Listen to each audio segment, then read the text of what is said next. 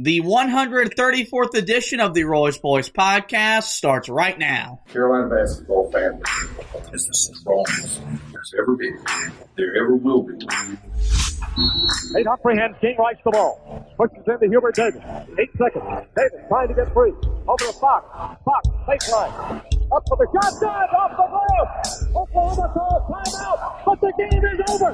The game is over. Carolina has upset number 1 Oklahoma. Been ready on his second attempt. That one is no good. They battle for it. Loose ball. Recovered Marvin. He scores. With 20 seconds left to play. Goes back to Michael Jordan. Jumper from out on the left. Good! 63-62. 13, 12, 11. Georgetown with one timeout. Brent Brown looking. Throw away to Worthy. 35. The Tar Heels are going to win the national championship. Carolina with foul. He takes the timeout. Technical foul. Technical foul. Brown gets it into Williams. Here comes Williams front court. Williams on the drive. Gets it back out the head. Long outside shot. Short rebound. It's over. And how about the Tar Heels? They are the national champions. The Tar Heels are the national daggum champions. And that's what it takes when you big time games. You got to compete. You do it with your brain, and you got to do it with your heart too. And that's pretty doggone good. From QCBroadcasting.com, this is the Royce Boys podcast with your host, Josh Marlowe.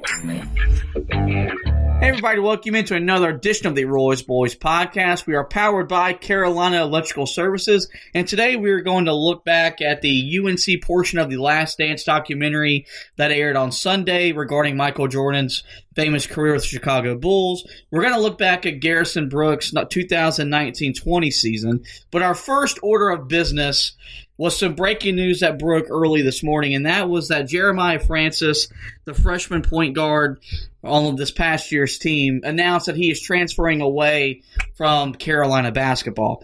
And Anthony, this was a decision that frankly nobody saw coming. When Brandon Huffman announced his decision to transfer a few weeks ago, kind of made a lot of sense. He was a guy who in his 3 years was nothing more than a blue squad guy. You're bringing in a loaded front court. His already limited minutes and spotty play was about to be lessened once more.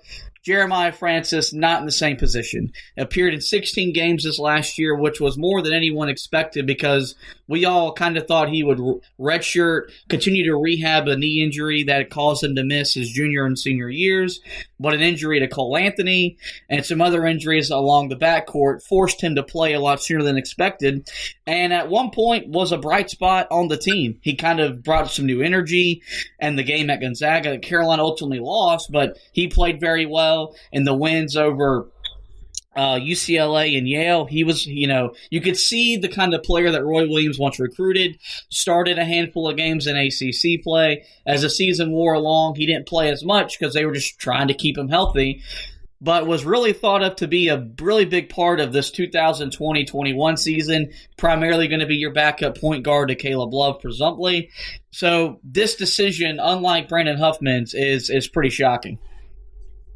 I mean, that's putting it lightly. I'm stunned by the decision because, I mean, as you mentioned, you just look at this past year. I mean, started 3 games for a guy that hadn't played in over 1,000 days, hadn't played any meaningful basketball in that time span. Comes in, I mean, look, he averaged in the 16 games that he played in 13.6 minutes per game. And that you would assume was going to go up because, 1, he was going to be healthy. 2, he was definitely going to be seen as the primary option behind Caleb Love at point guard. Where this past year, we knew because he was, struggling, coming off the injury a little bit in terms of strength of the knee, that they were going to have to use Leaky Black a lot. And they did. But as the season went along, you could see that they started getting more and more comfortable with having Jeremiah Francis in there. I thought there were definitely some things that I know he had to improve upon. And I think that's one of the areas where a lot of people are trying to turn to and justify this and say, well, we don't really need him because he wasn't that great of a shooter. It doesn't really matter. I think that part of that was because of, the knee injury is still was still bothering him a little bit. We thought a year, going through another sort of rehab cycle, because that's pretty much what he probably would be doing while they try to strengthen the knee, would definitely help him. And he would probably get back to, at least being able to knock down a few jump shots like he was able to do prior to the injury in high school. But, yeah, I mean, now, I know you wrote a State of the Position article for the point guard spot after Cole Anthony left. And for the most part, we were feeling pretty positive about where the point guard position stood. Now, we definitely don't feel that way, to say the least. Yeah, I mean, you're losing Cole Anthony, the number 2 player in high school, going to most likely be a lottery pick in the NBA draft, but you still felt really good about the position moving forward, a lot because you knew you were going to have Jeremiah Francis in that backcourt. Caleb Love's coming in with all the talent, but as a freshman, there's potential for him to struggle to adjust in the college game like Cole Anthony did. You have Anthony Harris coming back from an injury. You have KJ Smith, but let's be honest, KJ's better role is being a backup point guard playing when the game was already out of hand. He is not a guy that you want to run your team as a backup point guard or even a starter. We saw that firsthand in the Wofford loss this past year in Carmichael. And then you have Leaky Black, who his versatility, allows him to play point guard, but you prefer him to be on the wing doing other things where he's just better, he's more comfortable, and he's just a much better player playing on the perimeter where he can do all the little things he does well to help your team win. Now that's gone. You don't have a clear answer at backup point guard. And that's something that this team's going to have to navigate, because you still have all the guys I just mentioned outside of Francis, but you're not as confident in their ability to do their job on the court.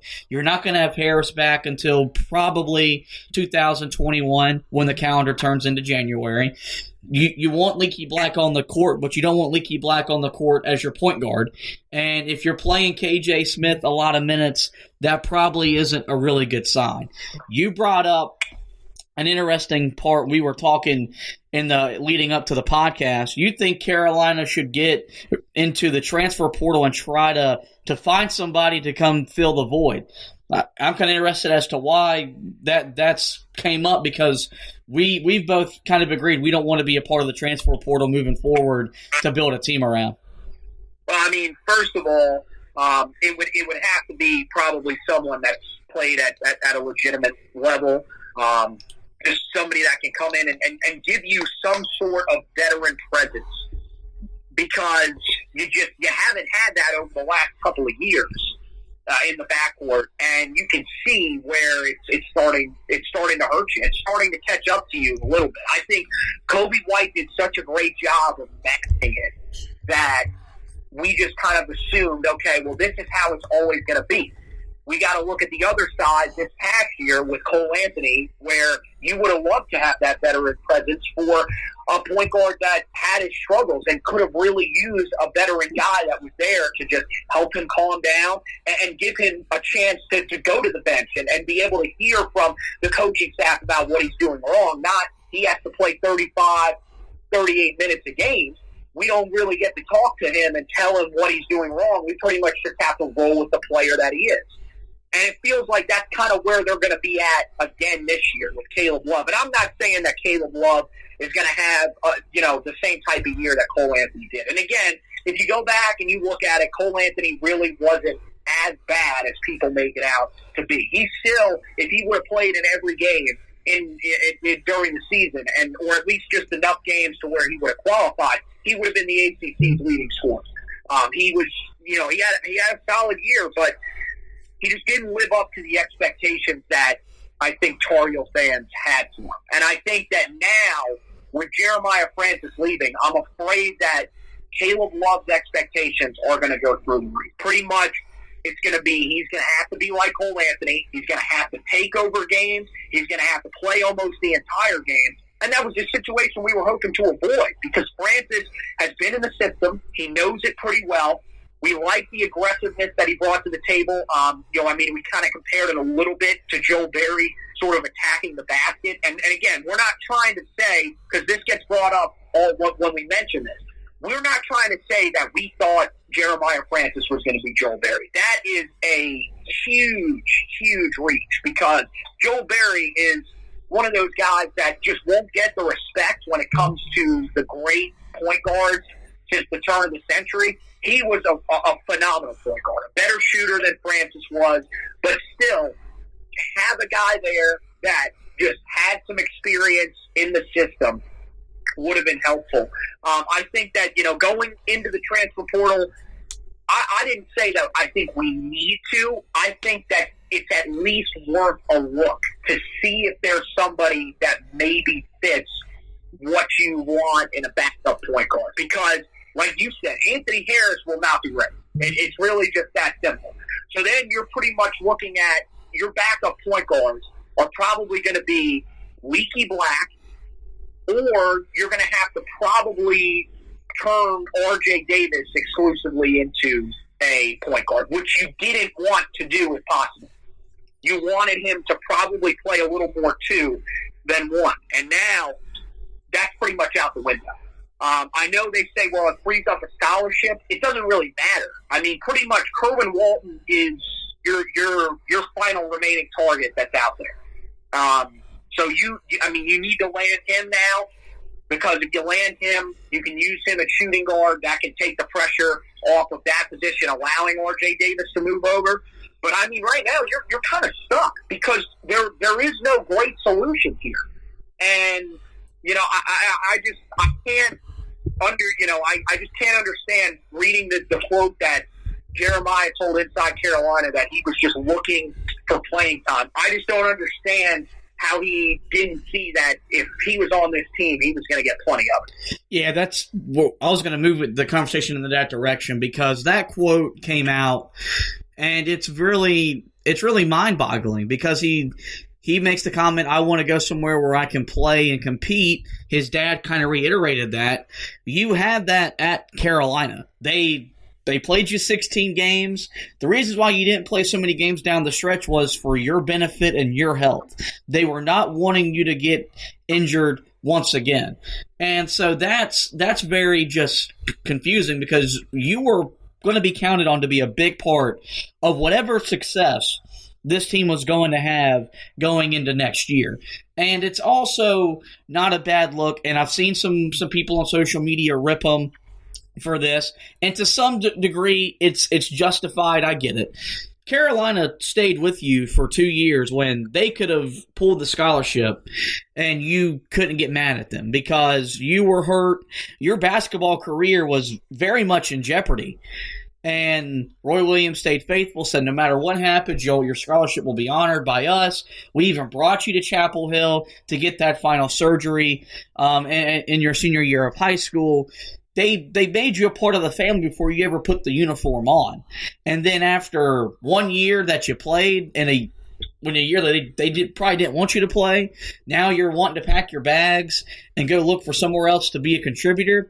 It's not the best to look for Francis as a guy, Francis as a family, but the more importantly, it's the domino effect that you went into about what this does to the roster, because you can lose Brandon Huffman and not blink an eye. You lose your backup point guard, and now everything's out of whack. Now you better hope Caleb Love is more Kobe White than Cole Anthony, because Kobe White's the only freshman we've seen that really from the majority of the year understood how to play for Roy Williams. He didn't really have that long growing pain that most freshman point guards have. He was able to take over and dominate games. Cole Anthony did that against Notre Dame, but after that was never really a guy that you felt comfortable with leading the team for a full season. You're asking that again out of a freshman. You don't have that backup guy who's got a little bit of experience to come in there and ease the pain. Moving R.J. Davis, like you said, you're going to have to probably convert him into more of a primary ball handler. He's more comfortable as an off-ball shooter without the ball.